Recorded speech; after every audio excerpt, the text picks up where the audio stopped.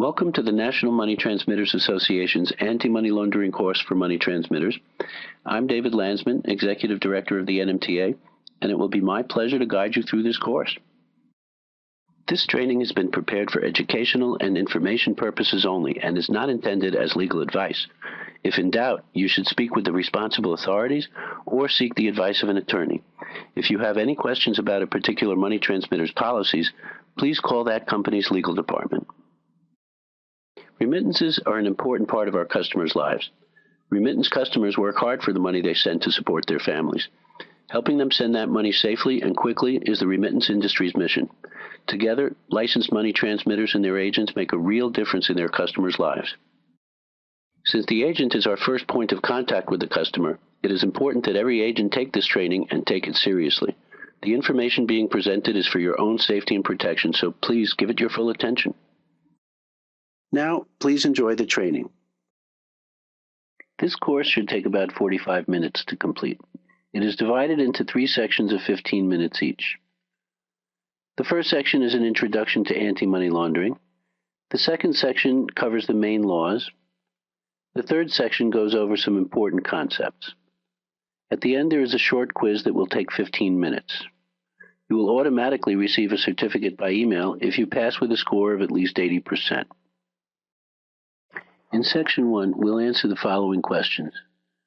What is a money services business, or MSB? Why do MSBs need AML training? And what is money laundering? So what is an MSB? Money services businesses are considered non-bank financial institutions and have certain special obligations under the law.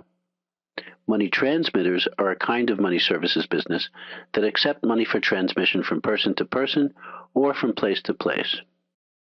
There are 2 distinct kinds of money transmitters: licensed transmitters, or principal transmitters, and agents. A principal licensed money transmitter can do business with customers directly in its own stores, or a principal money transmitter can also do business with the public through agents.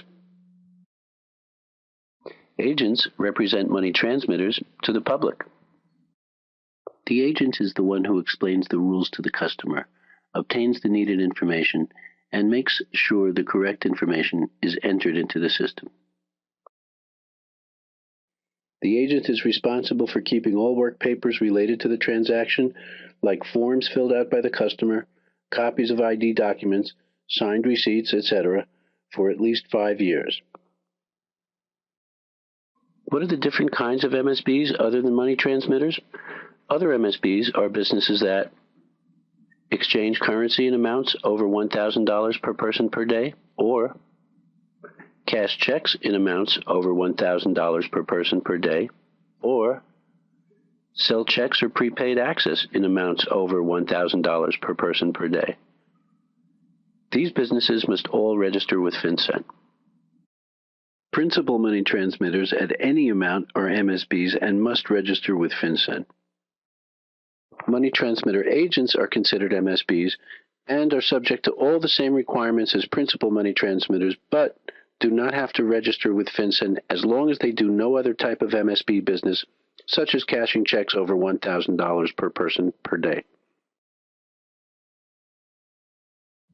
All MSBs, including agents, must keep certain records and make certain reports. All MSBs, including agents, are required to have a 4-point AML program. Most MSBs must register with FinCEN, usually not agents. State licensing might be required for certain MSB activities. Money transmitter agents work under the transmitter's state licenses. Here are some good reasons why MSBs need AML training. By law, AML training is required of MSBs. To comply with the law, you first must know the law. Not knowing how to handle a situation may lead to a violation. Because we deal with the public, work with cash, and send money to other countries, our industry is vulnerable to abuse by money launderers. Knowing this, we are expected to do our best to prevent money laundering through our business. Because banks and their regulators see MSBs as high risk for money laundering, they need to verify we have effective programs to mitigate the risk.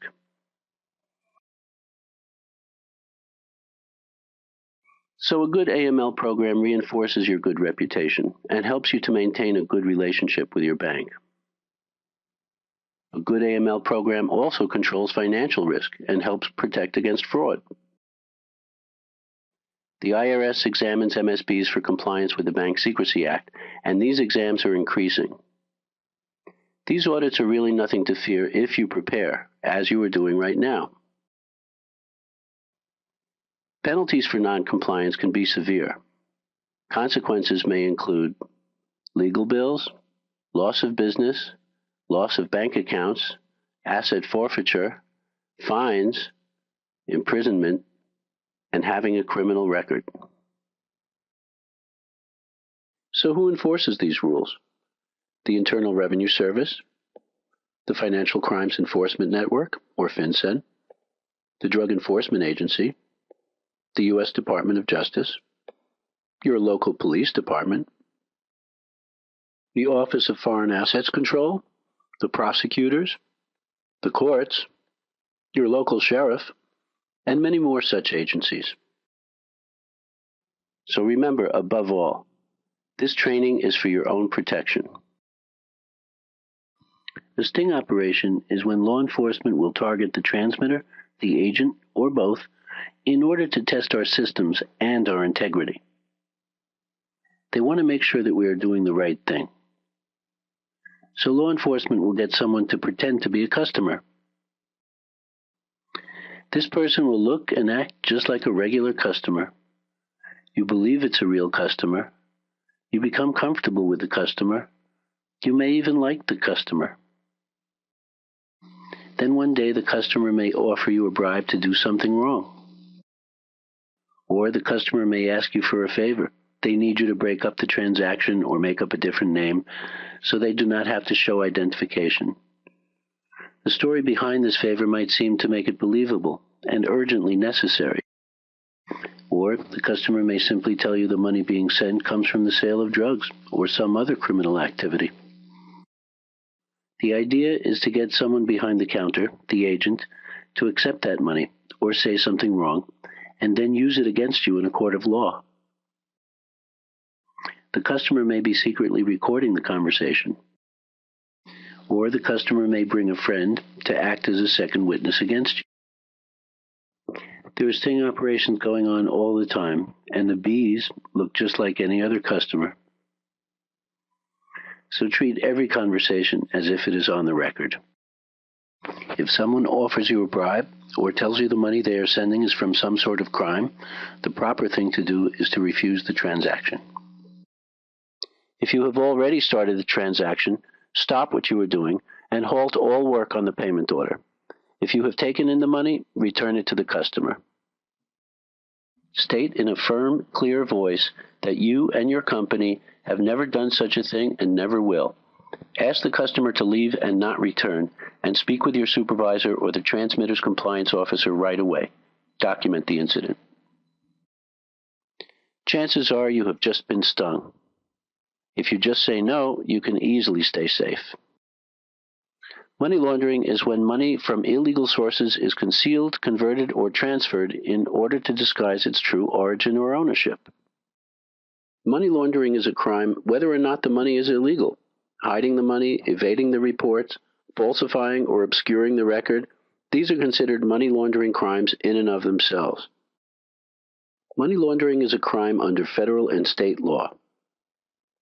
Helping or even allowing someone to launder money is considered money laundering too. Doing unlawful, unlicensed money transmission business or not registering with FinCEN is considered a money laundering crime also. Money laundering is the main legal danger in our business. The main thing we want to avoid is to unknowingly facilitate money laundering. The dictionary defines terrorism as the use of violence and intimidation in the pursuit of political aims. Terrorism is a crime. The financing of terrorism, or of any sort of criminal activity, is also a form of money laundering. Moving or handling funds that will be used for criminal activities is a crime. So is assisting anyone to move such funds. This is sometimes called reverse money laundering because it reverses the process. It is taking money that may be clean to begin with, but is intended to further a crime, thus becoming criminal money. The three phases of money laundering are placement, layering, and integration. Our businesses can be used in all of these steps. Placement is placing criminal money into the legitimate financial system, usually cash, while avoiding suspicion or leaving a trail. Money transmitters are considered to be particularly vulnerable to abuse for the placement of cash. Layering is distancing the funds from their origin, using many layers of transactions to make the paper trail more difficult to follow.